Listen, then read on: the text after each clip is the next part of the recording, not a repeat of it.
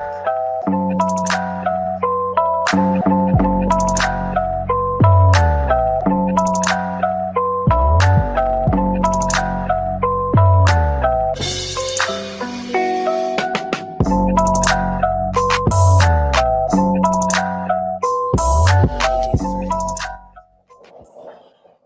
up, though, Pride Nation, man? Welcome back to Lukegsfieldreview. We about to have us a little fun, talking us a little football. I just want to do a little bit of an impromptu type of thing that really, for all practical purposes, was just us talking some football. So if you're paying attention, you will see that we have my man JT Sports in the building. What's going on, JT? What's going on, Luke G? What's going on, everybody? Thanks for having me on, man. Hey, absolutely. And then we got Ian, I call him a super fan. He don't dress up, but this dude will ride and die for this team to the ends of the universe and back. Mr. JGB himself, the General View. What's going on, man? Hello, world. What up, though, One Pride?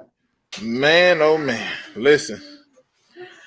Okay, I'm going to try to do this the right way, people. Make sure I do this the right way. I'm going to put this quick disclaimer out there. What's going to be said here today might upset a few of y'all. And some of y'all may agree. I don't know. But just know that in this moment, it is all about football, nothing else. It ain't personal. So let's get this thing going. Right out the gate, let me get this off the screen really quick so we can chat it up for a minute. All right, people. Let's just go ahead and put this out here, man. Obviously, the Lions yesterday took a beating to the Colts. It was definitely one of them games that I didn't think we would win. I know that a lot of fans were buying into the fool's gold.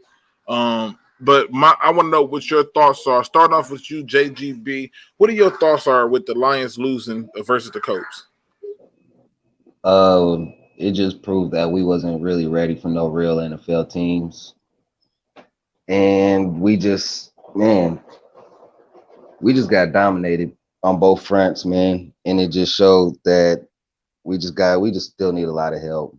We're still far off from where a lot of us thought we was at. And it's just disappointing, really. That's about it. Just disappointing. Listen, I know as a Lions fan myself, and with you being a Lions fan, the hardest part is finding a healthy balance between realistic thinking and fandom. And so for me, I always tell people that I am a fan of football first before I'm a Lions fan. I love my Lions, but I love football first. So I know that could be difficult. JT, what are your thoughts after the now? Hold on, before I go there, JT, I know JT is coming here to bring some smoke, people. So I already know what's going to happen.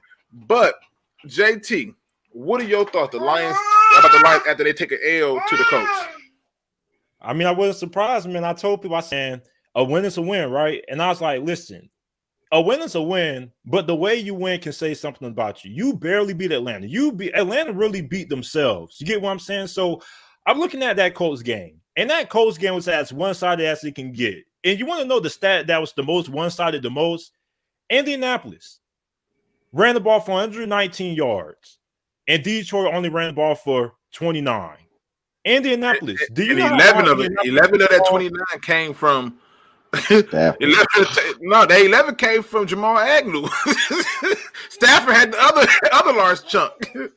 And this is what's even more messed up about this. The Detroit Lions allowed the Colts to have the ball for 37 minutes in this game. Detroit's defense, did they even get off the field at all? Nah. And that was the biggest stat to me. And what surprised me the most is how much success Phillip Rivers had throwing the football. I've been telling people all this season, if you're facing the Indianapolis Colts and you got to play against Phillip Rivers, if Phillip Rivers has to throw the ball more than 30 times to win the game for Indianapolis, you should feel really good about your chances, because when Phillip Rivers, the more he throws the football, the more you have opportunities for turnovers, because it's just going to happen. Well, Phillip Rivers was 23-33 yesterday, 262 passing yards and 3 touchdowns, no interceptions. So I'm really I'm really disappointed in Detroit's performance, and I knew they were going to lose, but I didn't think they get dominated by this margin. And I mean, it's like every time Detroit faces a good team, aside from Arizona, they get dominated. You got dominated by Green Bay. You got dominated by the Saints, even though a lot of Lions fans try to say that game was close. Let's be honest. That game was only close because New Orleans was just trying to get out of there without having any big injuries. So, I mean, I'm not surprised about Detroit. The good thing is that you guys play Ducks for the next couple of games. Best team you guys face in the month of November is Carolina. So hopefully you guys can get some wins up before y'all head into the month of December. Well, it's funny. Go ahead. Go ahead. That's what was disappointing was how we got dominated, you know, because if we lost, I wouldn't have been mad if it was like a competitive game, but they just came in and just did what they wanted to in our house, you know, like we can't win at home, which is fucking crazy. We got a better record away than we do at home, and with Matt Patricia, we got the worst home record. You know, it's like just the way they beat us is what was disappointing. Yeah, I saw a stat today that said that Detroit had the lead in 24 of the last 26 games, and the record in that time is 6 and like whatever. I don't know how this is possible. Like it said, I remember talking to Writer, and he said that we had not won at home since last year against the New York Giants. So it's been a full year, and I'm like in real calendar time. So it was really shocking to say that. But I think you bring up a very good point, in my opinion, and one of those points that you brought up that I have to give you credit for was this idea that a lot of fans did buy into what we did against the Falcons. They bought into the little 2-game win streaks, and a lot of fans did feel a lot about Matt Patricia. But my question is this: hindsight is 20/20, and looking back on it, do you feel like looking back on it, do you feel like the Lions at this point, like what should they do? Like what should be their direction at this point? Let's start that off with you, JGB. Yeah, at this point, I don't even know. We done tried to fire everybody, hire whole new people. That don't work. I don't know, man. It's just frustrating. I just want to see us win. Obviously, we need a new coach and GM. I guess that's where we start. But, you know, where do we go from there? You know, it's always a revolving door with this team. Okay. I mean, see, I'm not, okay, maybe I'm an a-hole. I'm not so much like on the evolving door per se. You know what I'm saying? Like, and to me, the revolving door is happening because we're giving people their opportunity to be just to be their proving grounds. We as fans got to change our approach on what should be allowed for our team. It don't take a head coach this long to show you he got it or he don't. It just don't. And the evidence, it's been evident in so many levels. Now, really quick, I see Quincy Bell Sports that he want to kind of jump on the conversation. JT, you sent them the link to Instagram. Yeah, I sent him the link on Instagram. Okay, I don't know who he is, but I wouldn't let anybody come in. He's a Bears fan. A Bears fan. Interesting. Okay. Yeah. So as long as they come in respectful, hey, let's talk this sports. You talk crazy, I'm gonna have fun at your expense. He ain't like that. Cool. Perfect. That's all I care about. All right. So let me ask you, JT, what should the Lions do now going forward? Man, to be honest, I don't know why Lions fans. So here's my thing. Lions fans, week 3 were already talking about NFL draft. Like, why are people so quick to give up? Like, you guys have the easiest month of November than any other team in the NFL. So, all right, you start the first off with a loss to the Colts. Okay, but you've played the Vikings, you play Washington, you play Carolina, you play Houston. Those are your next games that you play this month. So all 4 of those games, I would like for the Lions to be favored in about 3 out of 4, maybe 2 out of 4 of those games. So, I mean, you can beat Minnesota. Washington is a toss-up because I don't really trust Washington's offense. I think you guys are pretty evenly matched. So that game can go 50-50. Carolina, I would like Carolina, but you guys can beat Houston. So at best, you guys can go 2-2. You guys can have a record of 5-4 heading into the month of December. So, I mean, really, if Matt Patricia can't win at least 2 out of these next 4 games, then you have to get rid of him because, listen, the month of December for Detroit, it's crazy. You guys have the easiest schedule in November. You guys have the toughest in December. You guys play Chicago, the Packers, the Titans, the Buccaneers, and you close off with the Vikings, man. So, I mean, there's still just a tad bit of hope. But, I mean, if you guys can win 2 out of 4 of your next games, you could be in a pretty good spot. And this is coming from somebody who's not a Lions fan. I think I sound a little bit more optimistic than you guys do. But, I mean, you guys were able to beat the Falcons and the Jaguars. So, I mean, you guys have proven that you can beat bad teams this season. So, I mean, you guys can at least win 2 of those games. You could be in a good spot heading into the month of December. All you really have to do is try to find a way to steal a win versus Tennessee or Tampa or Green Bay or something like that. So, I mean, I don't think it's over for Green. I don't think it's over for Detroit, but I don't want the Lions to fire Matt Patricia with the way the schedule lines up right now. It just seems like, just go ahead, let Patricia stay the season. And I mean, why fire him now? I mean, the guy's going to lose, let him lose games because all that's going to do is help you in the NFL draft selection. So, I mean, yeah, me and you thinking the same way, JT. I feel like firing him right now doesn't do anything. It doesn't help. You're not going to go out and get your next head coach anyway. And to me, I look at it and I say, if you're talking about doing something where you're saying firing him now, it doesn't make sense.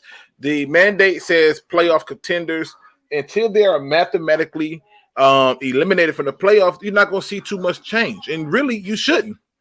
Realistically, you shouldn't. And for me, I don't think that should be the case. Now, here's a question for Ghost Gunner, who says, how do you feel about Vance Joseph? I really like what he's doing with the Cardinals defense. I don't. You don't know how to use a person like Isaiah Simmons. You're not really I feel like the defense are doing things in spite of Vance Joseph. Like they have so much talent that they're doing stuff in spite of him. And I don't see, like, Vance Joseph, to me, if I'm not mistaken, hasn't he already been a head coach for the Denver Broncos? Yep, and failed. Yeah. And failed. And so for me, I'm not with it. I'm not with it. I'm not saying that he don't meet the standard, but he doesn't have enough experience of building a program. I think that the Broncos had a better enriched program than the Lions do, and if you couldn't succeed there, how are you gonna come here and succeed? I hate to say it, but you got to be built for it tough. You see what I did there? See how I did that smooth little? All right. Now, like I said, I know that there's some people who's going to have some different views, but I want to make sure we got it. Now, first of all, shout out to my man Benjamin Foe, who says, "Yo, Luke G, go green, go white, baby. Let's go." You feel me? JGB. I just wanted you to know that as my cup sat upon your face, filling with your tears, I want you to know that I had that with a nice liver and some kidney beans. It was delicious. Hope it tasted good. It was delicious. It was absolutely delicious. So again, let's be honest about that. Let's be honest about this team. Now let me ask you this, because I know I had got this question earlier, which was from a subscriber who said, should the Lions, looking back at it, should the Lions have taken Tua with this third pick? So we'll jump into that. JGB, what do you think? Should the Lions have taken Tua this year? Knowing what you know now, should the Lions have taken him? No, because we needed a lot more help on defense, and we wasn't really in the position to draft a quarterback who was injured. We already spent too much capital on people who come into the season injured and stuff, so there was really no point. If it was a different quarterback, maybe they could have, gave it some thought, but for Tua, no. Okay, well, listen.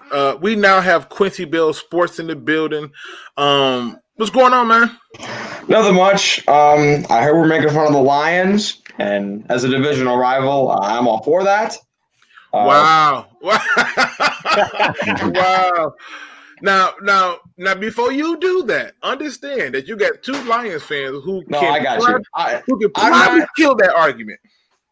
I'm not necessarily in the strongest position as a Bears fan. True. It's last night was tough, but you know how it is.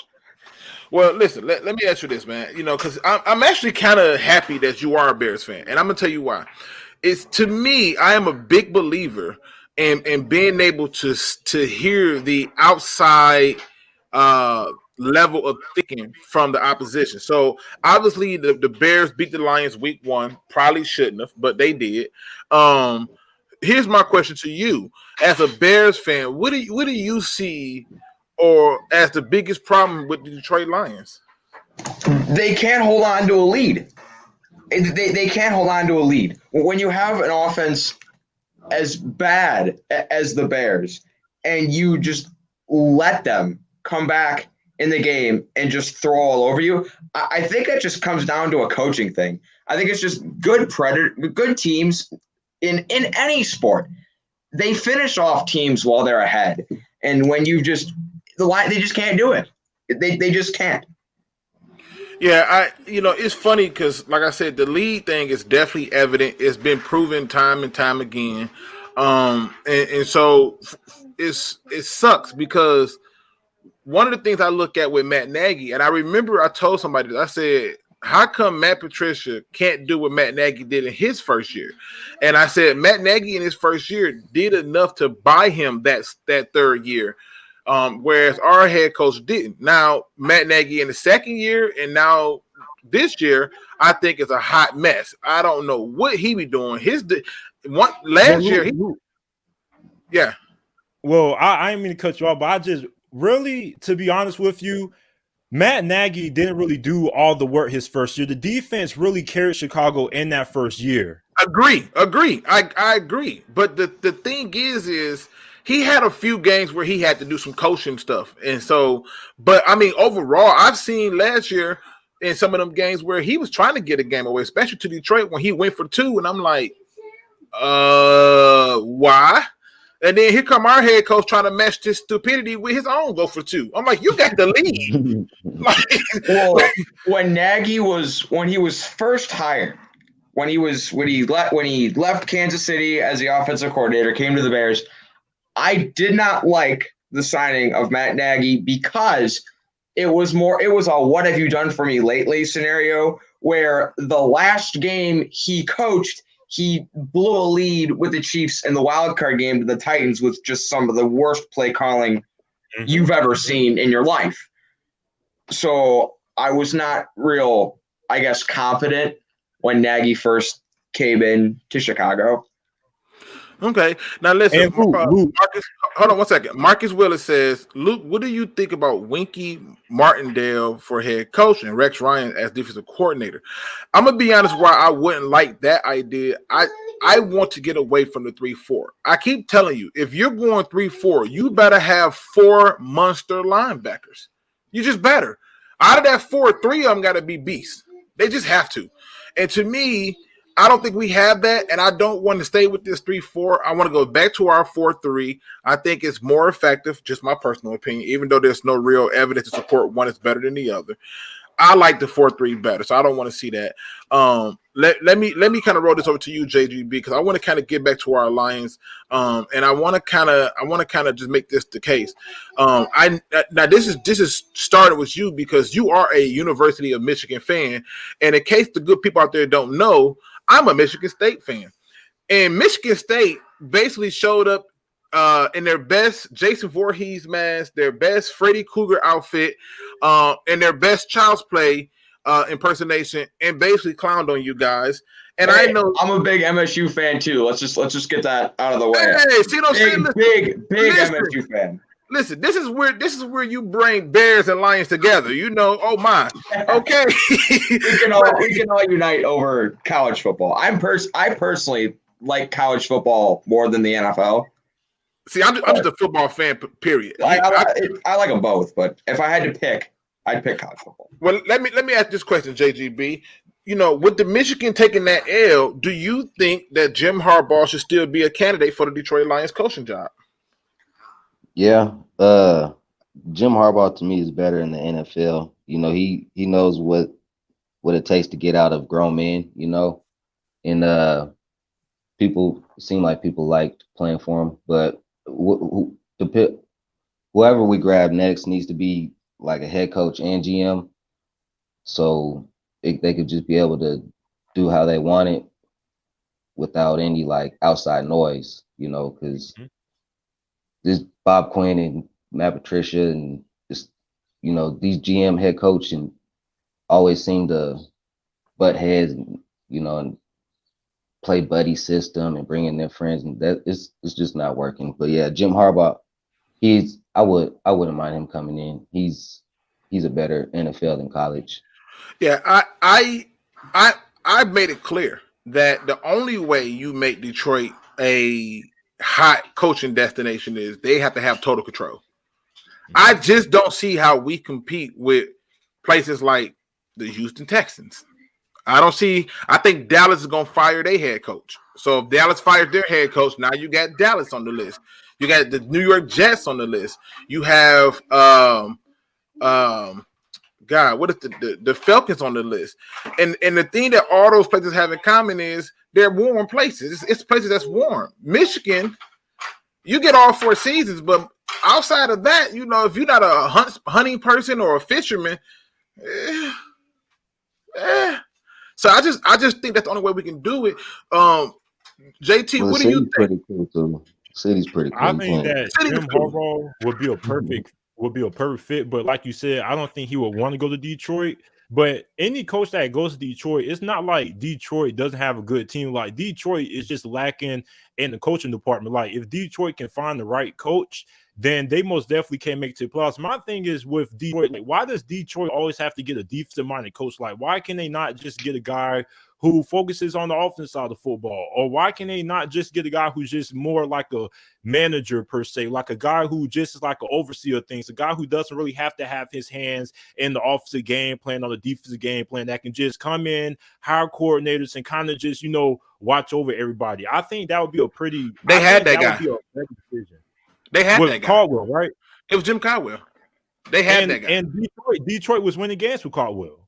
I mean, listen, Matt Patricia decided to wait till this year to finally take his hand out the cookie jar, literally, and they started having success on defense. And then if you go back to this game against the Colts, he put his hand back in the cookie jar, and they just exposed us some more.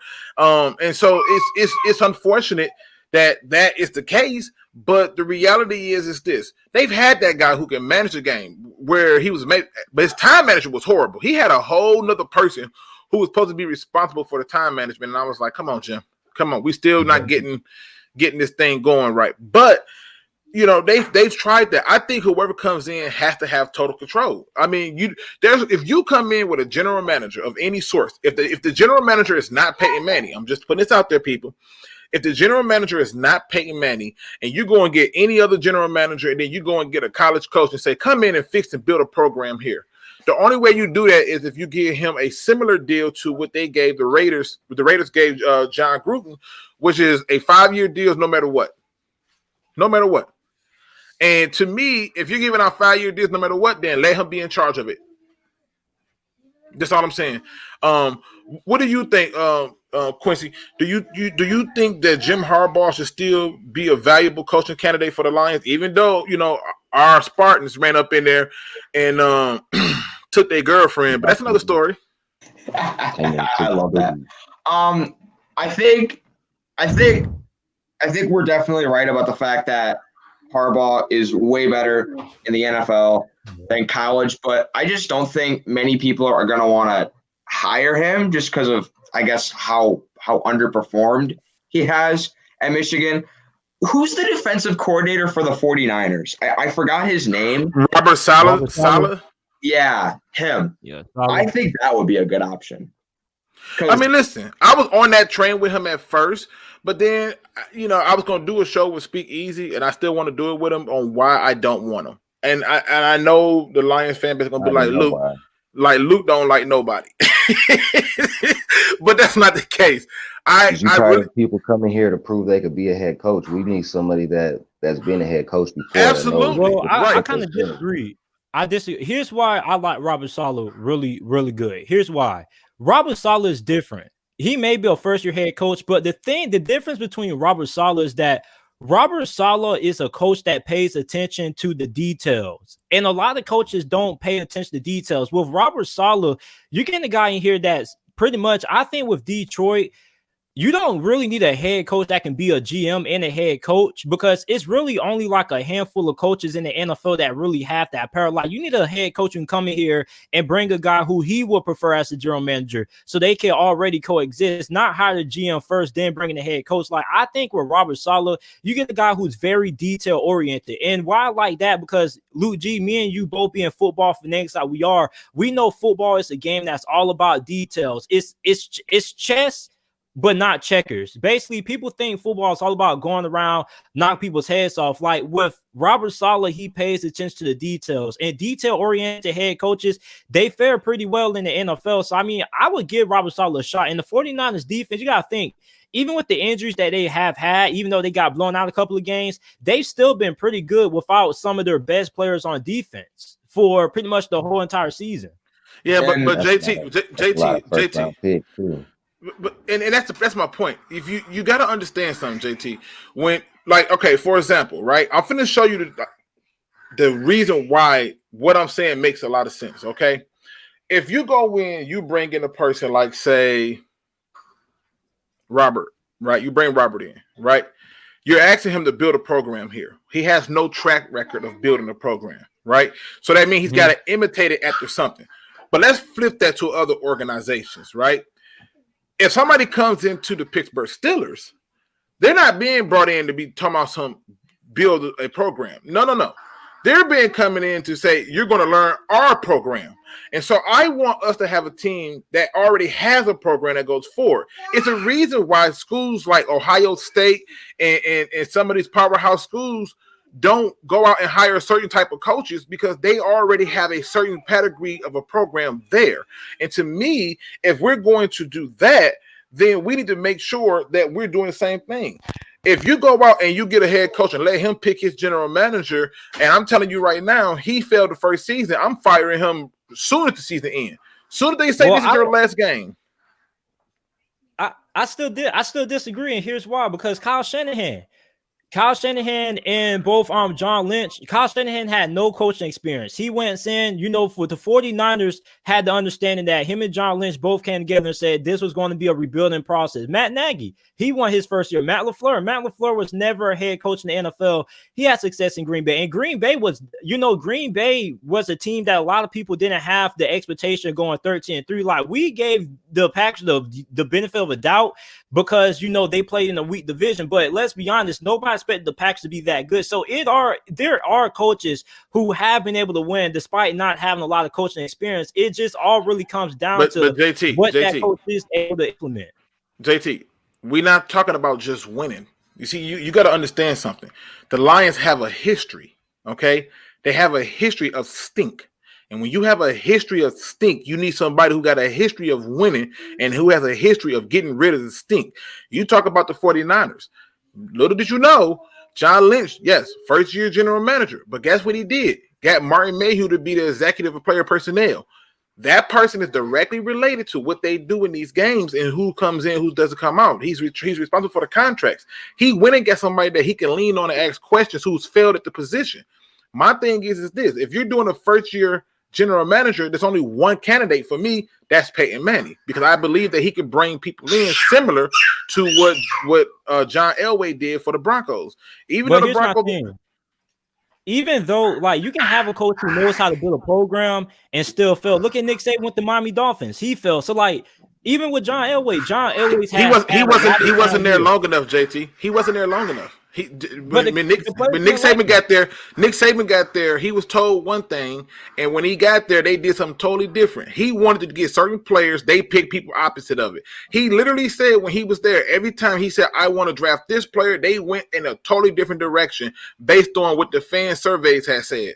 And so that's why he bounced up out of town on them.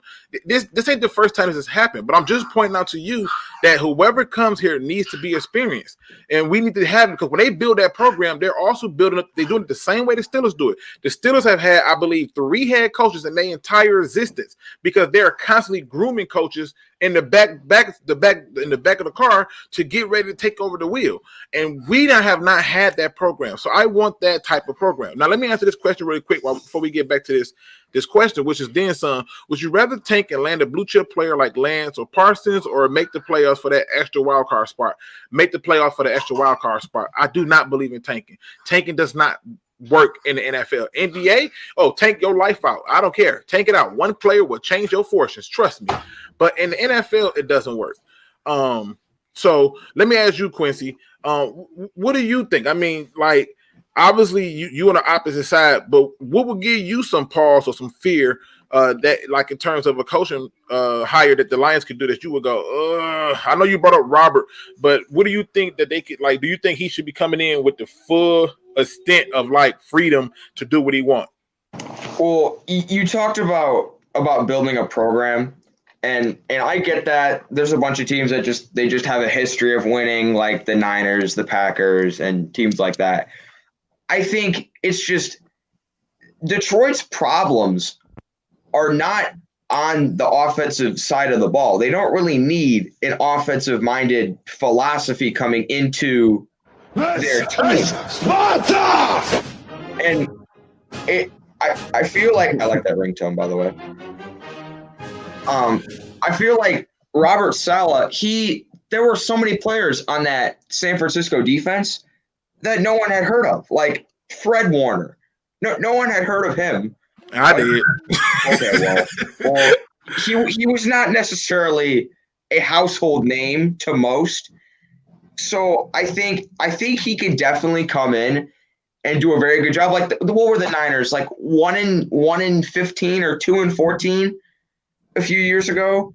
And then they came in, they build this great defense, and the Lions already have a pretty good offense. They got Stafford, they have Galladay, Hockenson. They already have the offensive pieces. And I think if they could bring in a defensive-minded coach who has that experience, I think they could be just fine. I mean, listen, I'm picking up what's being put down. I really am.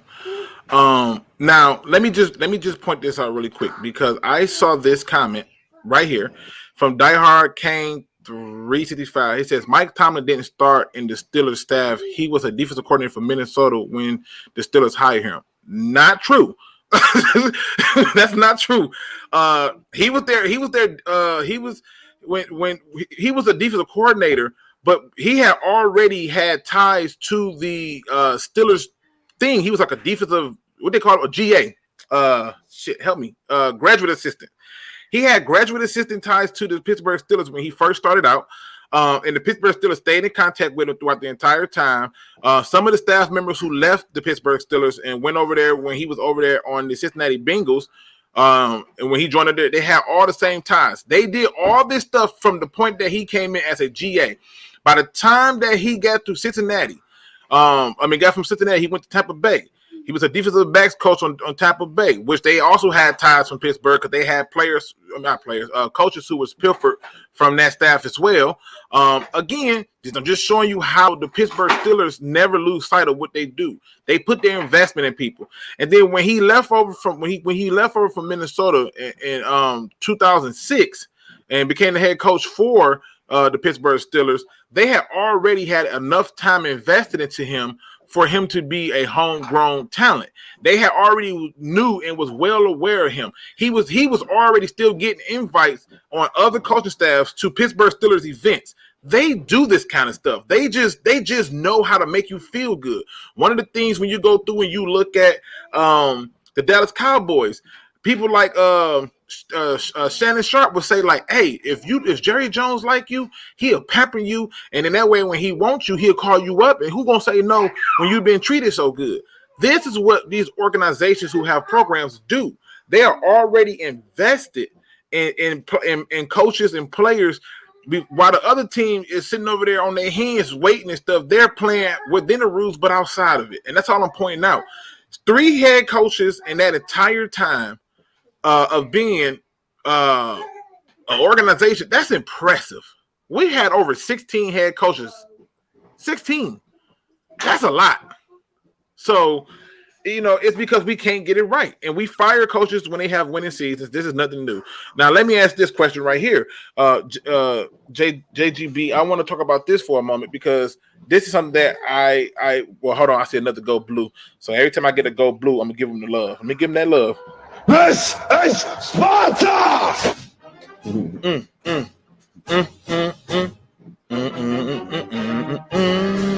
Yeah. I feel like the Urkel with the polka dance. Yeah, we're gonna have us some fun with this. Every time I see a go blue, I'm really enjoying this. I will have to say. Hey, every time I hear a go blue, I'm giving them that funk. I'm giving it to them. All I heard, man, listen, they came at me hard, Quincy. I ain't do nothing. I was mad at my business. You have no idea how many Michigan fans I've had say, "We're gonna kill you. We're doing this. We're doing that." And it's just the same song and dance every year. Yeah, it is what it is. They was on our head. Let me ask y'all this though. Starting with you, JGB, is something wrong with Stafford? Like, and if it is, what do you think it is? I've been wondering that same thing, man, because he just hasn't really looked like the Stafford that we know he is. I don't know if he's just conditioned to be scared to get hit all the damn time, or if he's not liking Patricia, or if his back is still hurting, or what. But I don't think Stafford's right, personally. Okay, what about you, JT? You think something wrong with Stafford? I think I kind of got to put him in the same boat as Matt Ryan, man. Like, I don't think Detroit should get rid of Matthew Stafford because, like, Matthew Stafford, you can still win with Matthew Stafford. I just think that Matthew Stafford deserves better. If you put Matthew Stafford on a team that's in need of a quarterback like San Francisco right now, he'll be good. I just don't really think the organization structure for Matthew Stafford at this point in his career is to the point like he really should have to carry a team on his back. Like, this isn't Matthew Stafford from 2011, 2012 anymore. He's old. He needs more help. He needs a good organization behind him. So I just really think at this point that Matthew Stafford isn't at the point in his career like he should really be carrying the Lions like how a lot of Lions fans are accustomed to seeing him carry Detroit. Listen, I think that's a damn good point. I mean, to be honest with you, I don't think no quarterback really carries a team. This is just my view. I'm being honest with you. Mm-hmm. Not Patrick Mahomes, none of them. They don't really carry a team. Teams win as a team. They lose as a team. And when I look up and I see games done, certain quarterbacks have success in what they do because of things happening around the team. Even Russell Wilson. Russell Wilson was the dark horse, lone MVP candidate, and then he gets into a game against the Cardinals and put a few interceptions out there because he didn't have it. But for the longest, Russell Wilson never had a receiver who was over freaking 5'10". So they finally got him one, and it's like, okay, cool, we doing things. But at this point, they need to get back to those basics of making sure that they're not doing certain things. But let me ask you, Quincy, do you think something wrong with Matthew Stafford, or what's going on with him? Because he don't look the same. It's different. I think nothing annoys me more when people mention wins as a player stat. Oh my God, yes, Quincy. Yes, Quincy. Man. Speak to Quincy. I have been saying this for the longest. When people go, "Oh, look at Matthew Stafford's win-loss record," I said that's a coach stat. No, it's not. It's a coach stat. Does Matthew Stafford play linebacker or corner or safety? No. I don't think he does. Nah. It just annoys the hell out of me. I don't like it at all. And I think JT hit it on the nail. If you put a successful team around him that needs a quarterback like San Francisco or you name it, he'll be fine. He's getting, I don't know how old he is. Can someone check that for me? But I'm pretty sure he definitely has some years left in him. I don't think anywhere close to the issue on the team. Listen, I have been saying for the longest that like wins and losses should never be placed. I said, what happens? Like, why should when the referees cheated the Saints on that bad non-pass interference, right? Why should that be a loss for Drew Brees? Like, what he do wrong? He pulled in overtime. He had the ball in overtime. He threw an interception. He still had the ball in his hands and had a chance to win the game. No. What I'm pointing out to you is this. I get what you're saying about the overtime, but that's the same thing. Like I was just having this debate about the Falcons, and I said I get that he threw an interception in overtime, but my issue is this: before they got to overtime, that should have never happened because it shouldn't have been no overtime if the referees do their job. The same thing with the Falcons. If the Falcons head coach isn't such an idiot and takes a knee, the Lions don't have a chance to get the ball back to going down there and score. Like I look at the whole process. We'd all be drunk. Say that again, JGB. If it was a fifth, we'd all be drunk. True. But football, man, you know, that's football. Crazy shit happens in football all the time, you know. Right, but what I'm saying is that even in those times where these crazy things are happening, I'm just merely pointing out that everything happens in a certain pattern. Like you can't just decide like I want bread and throw everything on the table and be like, let there be bread. You got to follow a certain pattern to make bread. The same thing if you baking cake or if you cooking a meal. You can't just take all the ingredients and throw it into the pan and be like, yep, that's it. It doesn't work like that. You got to cook things. I got a question. Go ahead. For all those guys talking about Matthew Stafford's the problem. So you remember last year, Luke G, when the media tried to say Tom Brady was washed up, Tom Brady hit that cliff? Oh, yeah, I heard about that. And you remember everybody tried, and it was only a few people out there that said if you give Tom Brady weapons, he'll be good. What is Tom Brady doing in Tampa Bay right now compared to what New England's doing right now with Cam Newton? Remind you, this is the same team that had no weapons last year with Tom Brady, but Tom Brady was washed up. Now, what's happening with Cam Newton and what's happening with Tom Brady now that he has a good team around him with a good coach? Cam Newton's looking washed up. Yeah, I think Cam Newton, like this, I mean, I know y'all ain't gonna like this. I always thought Cam Newton was a bit overrated in my opinion because I always saw things that didn't make sense. The year he won the MVP, there was 9 out of 16 games. He threw the ball for 180 yards and a touchdown or less. Let's put that in perspective. And so to me, and they were still winning by double digits. The defense was so dominant. The run game was so dominant. I just don't think that those things was there. And I think what the mistake was, Bill Belichick, who I really believe is always thinking 10 steps ahead of him, he figured, oh, well, if we lose, at best, I still fall in position to get a quarterback of my choosing. The same thing happened to the Dallas Cowboys when Tony Romo got hurt, and they got Ezekiel Elliott. So sometimes these teams ain't as stupid as we think. They just go through their thing. They go through their process. This might be the first year he don't win 10 games. And I want to call out 78 Kicks. He says you can't compare Brady to Stafford. I'm not comparing Brady to Stafford. I'm comparing the situation. Stafford and Brady last year didn't have a good team around him. He was the sole reason why New England went to playoffs. Okay, Stafford is the sole reason why the Detroit Lions are even able to win at least 2 games a season. Like without Matthew Stafford, you guys go on 16. And Brady never won with a no-name wide receiver. First of all, he had Julian Edelman, he had Wes Welker, he had Randy Moss. And he had Gronkowski. When they were winning Super Bowls, when Gronkowski was actually healthy, he was one of the best tight ends, not the best tight end in the NFL. So narrative that Brady never won with any wide receivers is false. Brady has always had a legitimate target to throw the football to. That but let me jump in here really quick. But this is a Lions channel, and I ain't trying to be funny. I don't mind talking about some of these other people, but it gotta be in relation to my Detroit Lions. And if we ain't talking about my Lions, I don't really want to talk about no other stuff. The bottom line is this: quarterbacks don't deserve win-loss records, and quarterbacks do need teams around them to win. I don't care who you are. And at the end of the day, if you don't have a team around you, you're not going to win. It is what it is. I believe that's the reality of it. Now let me jump this a little bit forward because I really want to touch down on this because we got a Bears person in the building. So I really want his viewpoint. Like at this point, as a person on the outside looking in and a fellow Spartan, that's beautiful. When you have these this thing of going against it, who is that guy on the Lions that you fear? As a Bears fan, when you look at the offense, you go, I fear that person. And on defense, who's the person that you fear from the Lions? Offense, Kenny Galladay. That guy's a stud. That guy he's up there with some really great receivers.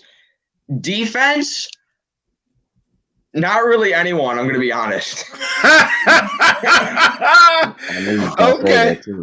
Okay. So hold on. Let's go back. Offense, Kenny G. So if you fear Kenny G, then that means you got respect for Stafford because Kenny G is not throwing the ball to himself. That is true. Stafford is, I would say, very underappreciated by most NFL people. I don't know how, but it is what it is. And you say on defense, nobody. There's nobody on our defense that you just look at and be like, eh. I mean, not really. It used to be Ndamukong Suh. He's not there anymore. Oh my God. You know what's funny? You know what's funny about what you just said? And I'm gonna tell you why. What's funny about what you said is this. Matt Patricia's been here for almost a full 3 years. And we still don't have a signature player that you fear. There's no identity to this team that you just look up and be like, oh, that's what they do. And that's the problem.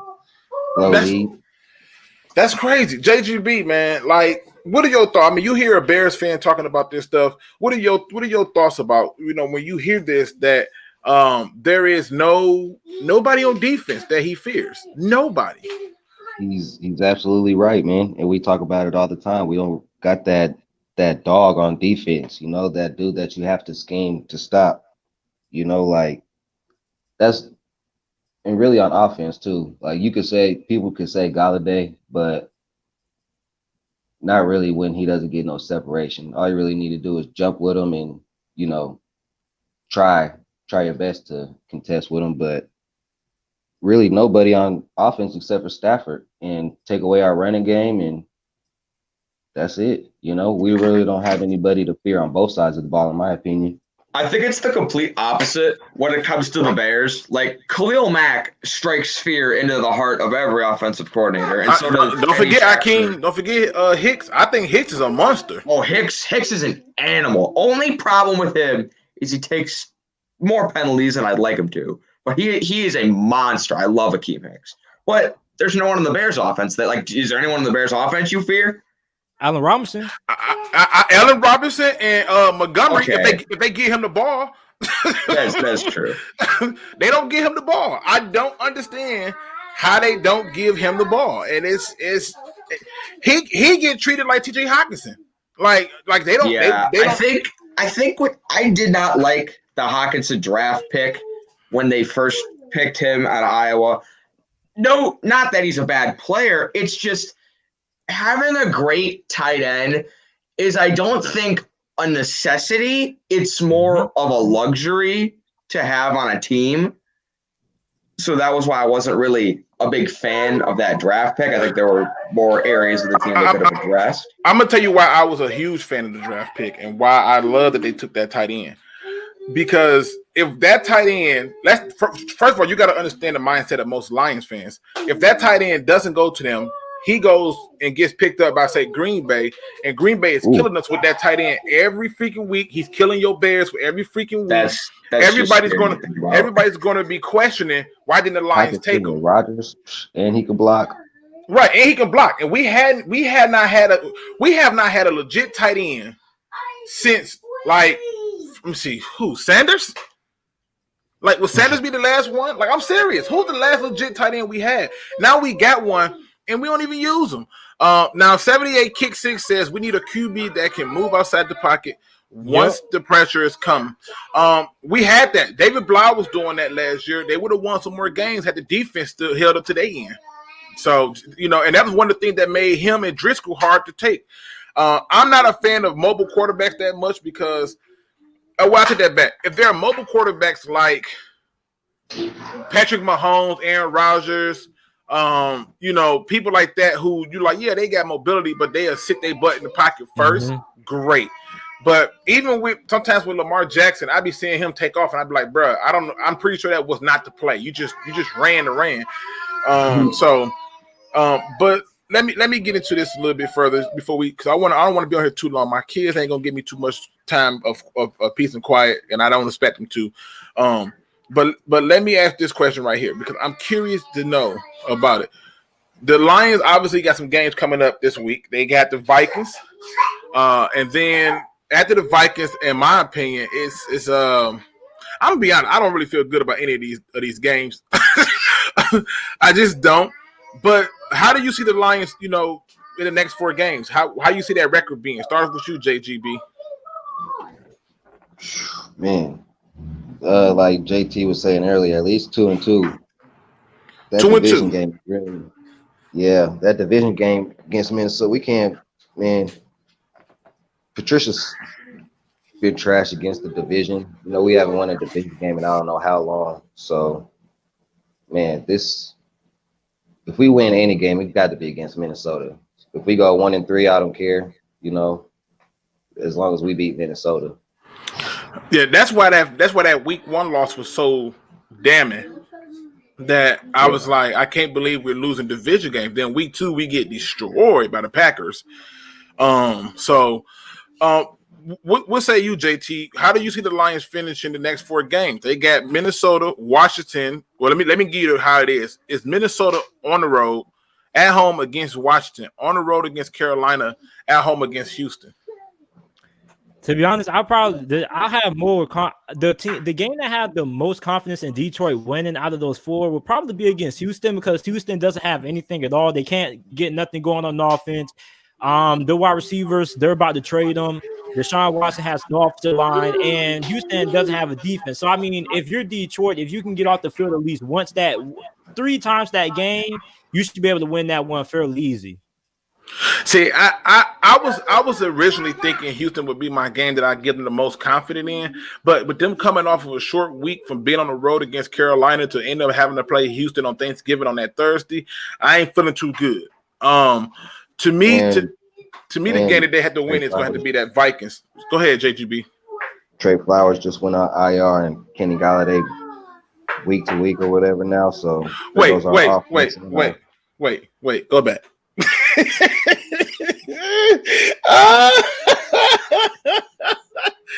Who went on IR?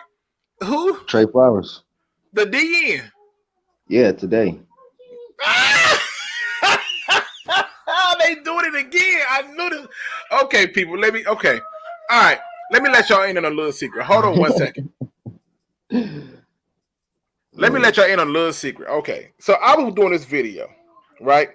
And they doing it before I can get the video out.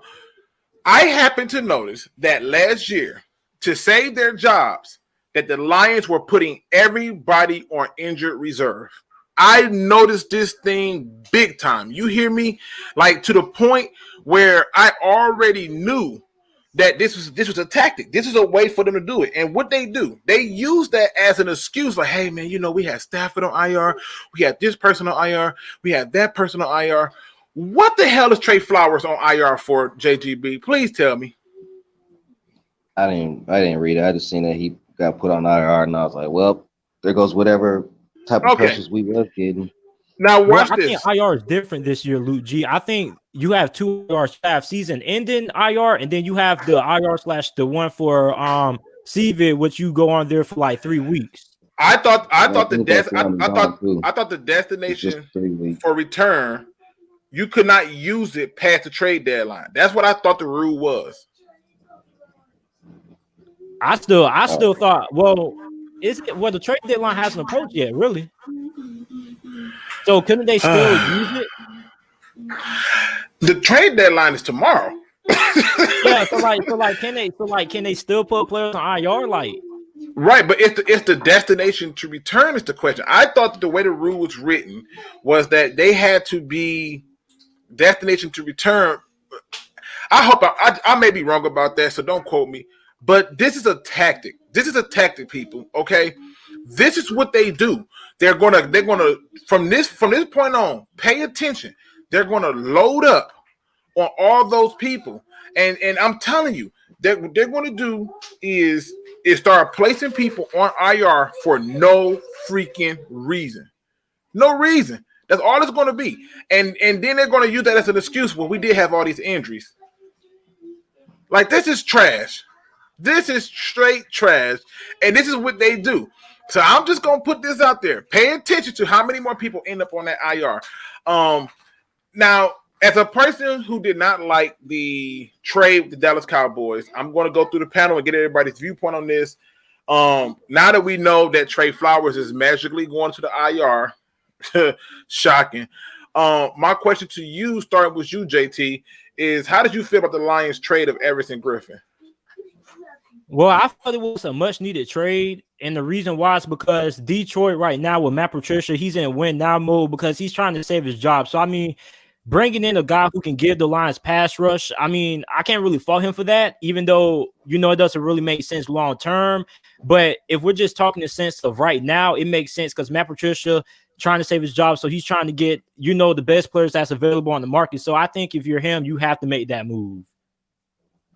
Yeah, I freaking hate the trade. I hate it for so many reasons. What you think, JGB? Yeah, I agree with JT. At the time, it was needed, and you know, we made the trade, and we'll see if it works. All right, what do you say, Quincy? I think JT hit the nail on the head. I think it's just any defensive help is going to be great for the Lions because, like you said, their next 4 games, if they want to make the playoffs, like I know you said you said you'd rather make the playoffs than tank, which I agree. Everyone's going to want their favorite team to win, but I think they're 100% in win now mode, and these 4 games are going to tell the tale. The Vikings football team, Panthers, and Texans, they got to go at least 3-1 in those because they're the last 5. They might not win any of those games. It's at Bears, home against the Packers, at the Titans, home against the Bucs, and home against the Vikings. So they're 100% in win now mode. So I think it's not a bad trade. Okay, shout out to my other DSA member, Detroit Drew, in the building. He said, "What's going on, fellas? Not much, man. Just talking a little football in general. Wanted to have a little open table and talk about it. I'm gonna tell you why I personally think this is a stupid trade. It didn't change nothing. You're still not gonna do nothing. You're still not winning anything. You gave up capital, which you're not going to need back because guess what?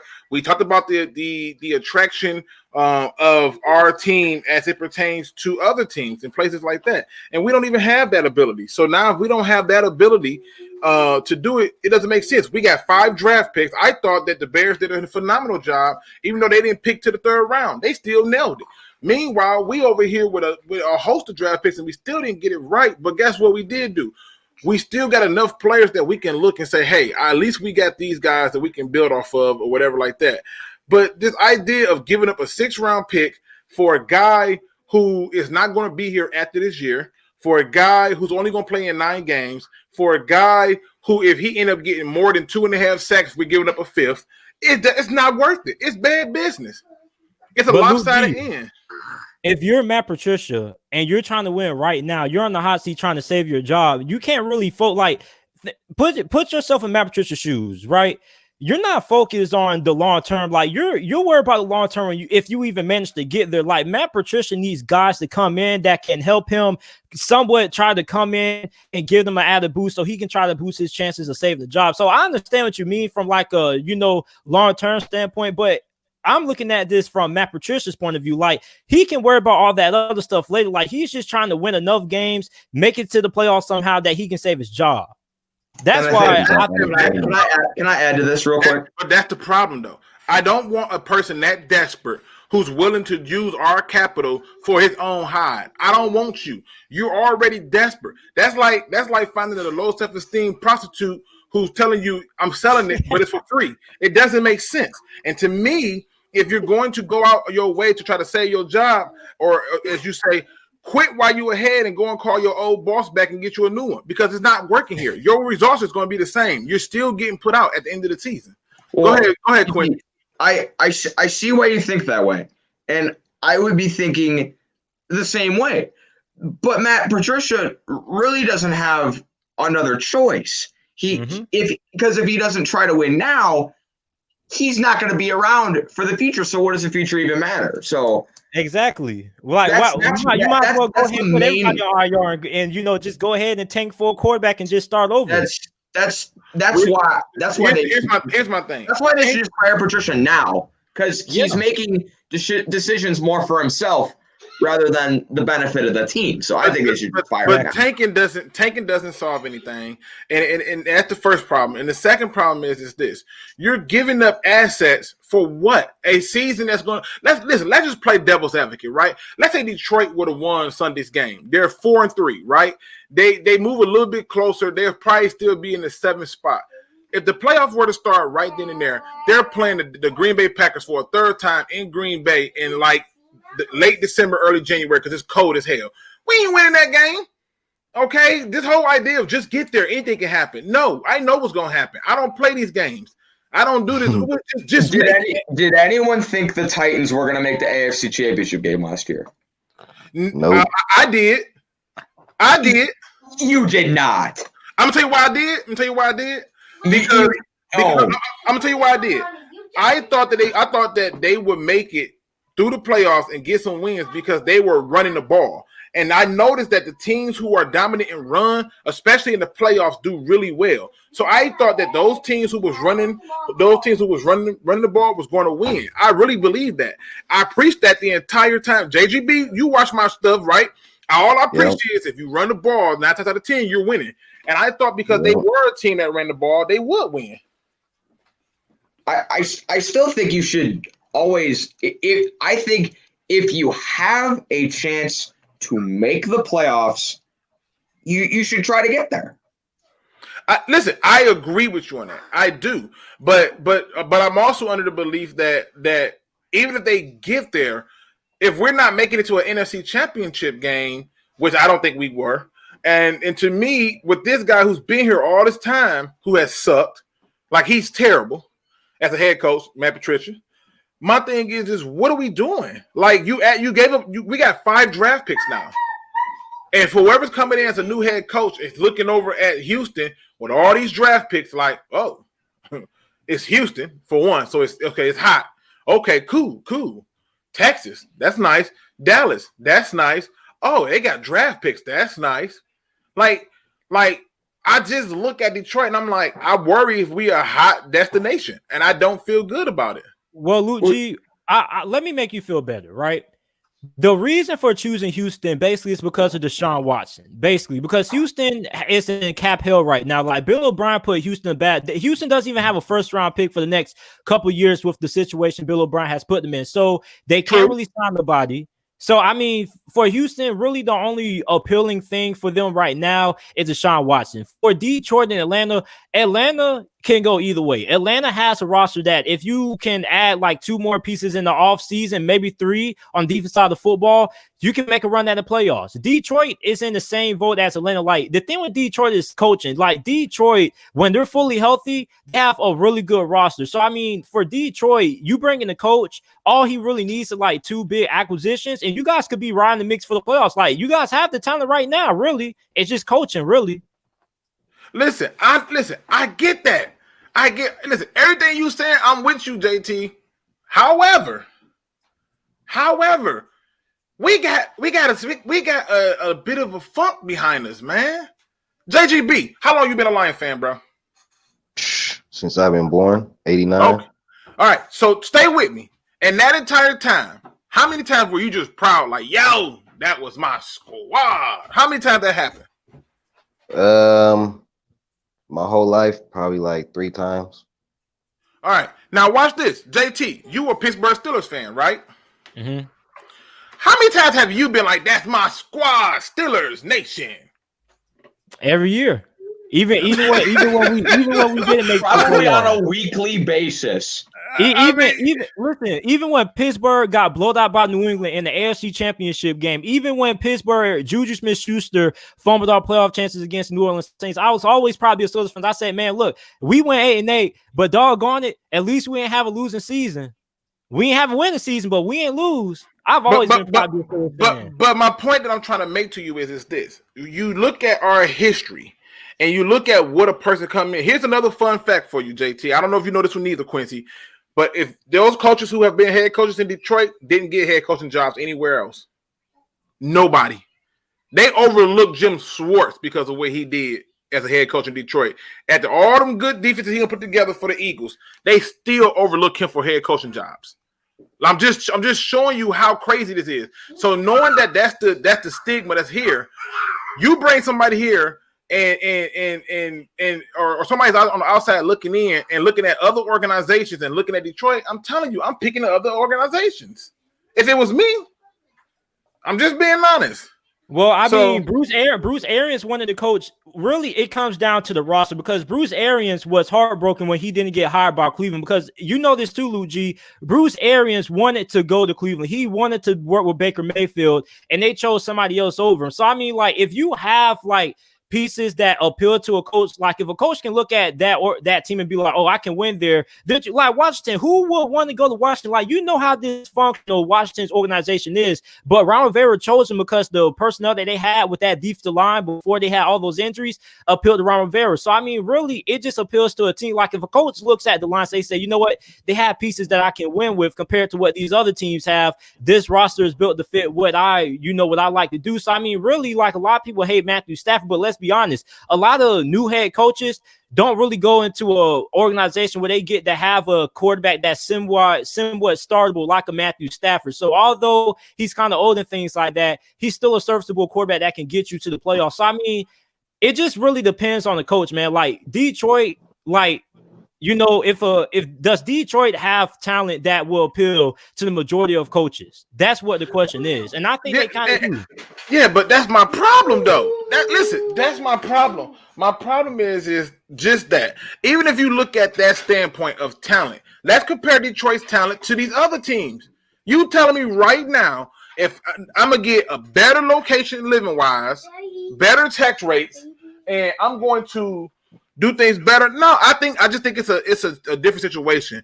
But if we finna get ready to get up, I'm gonna ask one more question. Overall, just give me your overall view of what y'all think in terms of the Lions general manager situation. So we start off with you, JT. What do you think of the Lions general manager situation? Who's your general manager? Bob Quinn. Who? Burn the whole thing down. Just burn it down to the ground. Put some oil on the ground. Burn it all down. Start over. Just start over, man. Bob Quinn. I was doing that to be funny, but just burn the whole thing down, Luke G. Burn it down, Luke G. Burn it down to the ground, man. Burn it. Okay. All right. JGB, what do you think the Lions should do in terms of Bob Quinn? I'm gonna just throw some leaves on the fire that JT just said and burn it right down with him. You say you just say everything burn. He said he just throw some leaves on the fire too. and I'm pouring the gasoline that we're gonna light. He pouring together. I mean, so listen, y'all pretty much okay. Listen, let me jump on this because look, J2K. Yeah, I don't know how to pronounce his name. Chaotic. J2 Chaotic. Okay. That must be a video game name. It has to be. It says we should have drafted Chase Young instead of Jeff. We didn't have a chance to draft Chase Young. We were the third pick. Chase Young went second overall. So we can't draft somebody that's not there for us to take. I mean, the Bears traded up one pick to the second spot, but we're not going to talk about that. Yeah, but that was and they look stupid for it. And I don't think that the Lions should have traded. I don't think the Lions should have traded they capital neither, because I do think we got some good things out of it. I like Jonah Jackson. I was very suspect of the Julian Okoye pick. I was like, what the hell? We all were strange about the Huntley pick, but I said, hey, he a kick returner. And so I seen those two, but I think it's crazy in terms of the Jeff Okudah. But yes, I I definitely believe that at some point that they're gonna have to burn it all down. So listen, I want to go ahead and end this. I got stuff to do before I got to get myself together for tomorrow morning.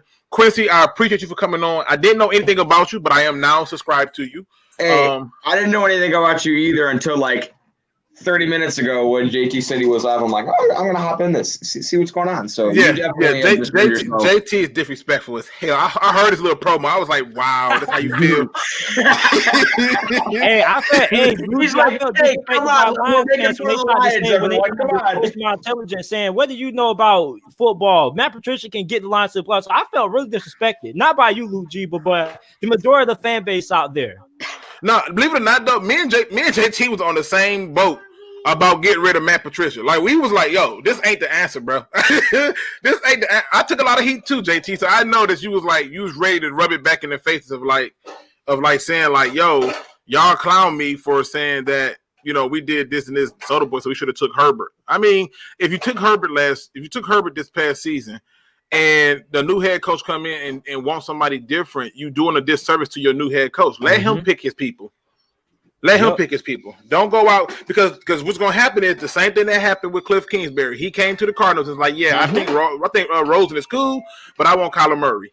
So, I mean, I just don't think it would have been wise to go in that route. So give me your final thoughts, JT, for the people, man. And when we end the show, y'all don't have to hop off. I can end the show and y'all can stay in the back and we can talk or whatever. But just give me your final thoughts, JT. And man, listen, man, all I got to say is I told JGB in the offseason, we were going back and forth with. I said, a coach does not need 3 to 4 years to establish a culture. This is what I told Luke G yesterday, JGB.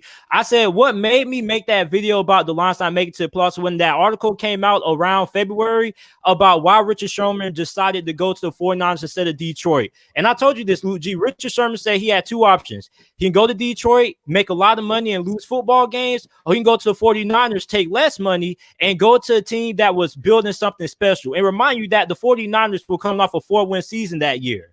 So he saw something in Matt and Kyle Shanahan and the 49ers staff that he didn't see in Detroit. And these players, a lot of you guys thought Darius Slay was just throwing salt when he was trashing the Detroit Lions, but these players tell the truth. Jamal Adams told the truth about Adam Gase. These players don't sugarcoat anything. So, I mean, listen, man, for Detroit Lions fans, you still have a little bit of hope. You have an easy November schedule, but I mean, I just think that, you just have to accept the fact that Matt Patricia isn't the guy. Move on. I know you hate to go back to the drawing board, but hey, sometimes you have to go through multiple losses until you finally start to win. So, I mean, hey.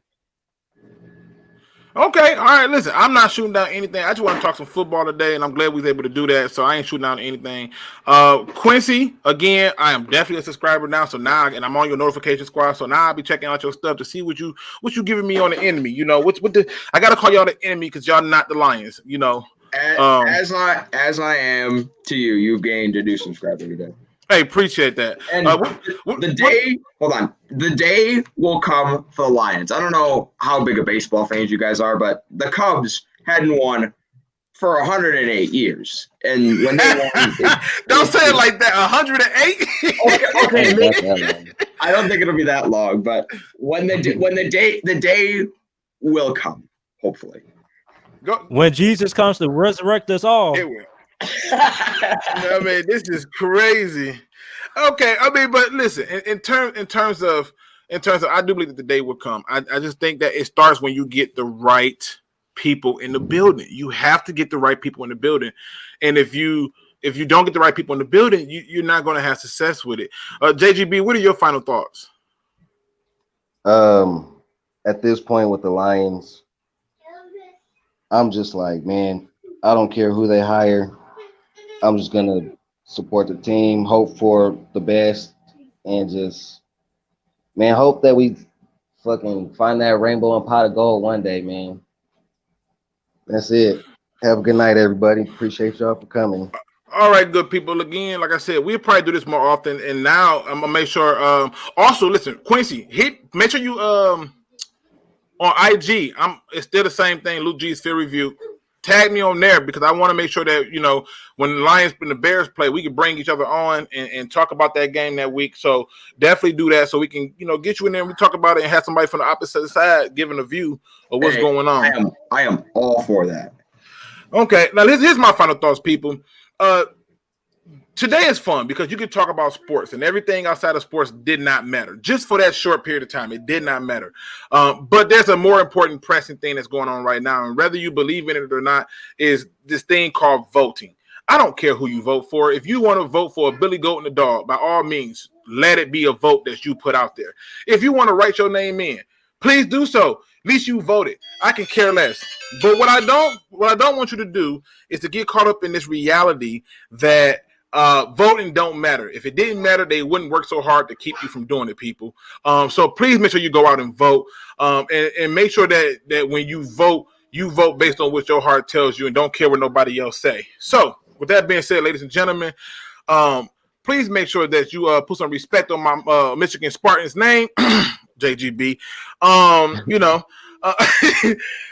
and please make sure that you're kind to one another, man. I know we all talk sports. Everybody got their own opinions and stuff like that, but keep it 100 with each other and keep it respectful, and everything else will work itself out. With that being said, ladies and gentlemen, as always, don't be no chump. Please do.